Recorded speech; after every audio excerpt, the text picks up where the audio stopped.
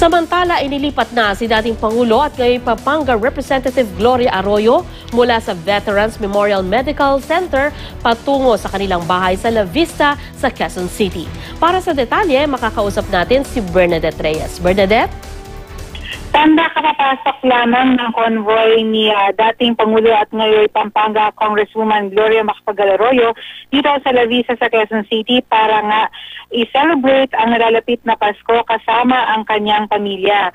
Ngayon, Sandra, ay nakapasok na yung kabuuan ng kanyang convoy. Pasado alas 10 ng umaga na umalis sa VMMC ang kanyang convoy. Ito rin kasi ang nakasaad sa resolusyon ng Sandigan Bayan First Division kahapon. Tatagal si dating Pangulong Arroyo dito sa kanyang tahanan hanggang sa December 26. Ayon sa resolusyon, Sandra, hindi maaaring umalis sa kanyang tahanan si Congresswoman Arroyo at bawal din daw ang mga media interviews. Ayon din na sa naturang resolusyon, ang mga escort na sumundo kay Arroyo at naghatid sa kanya dito sa kanyang tahanan ay sasagutin ni Arroyo ang gastusin para sa kanila. Sandra? Maraming salamat sa iyo, Bernadette Reyes.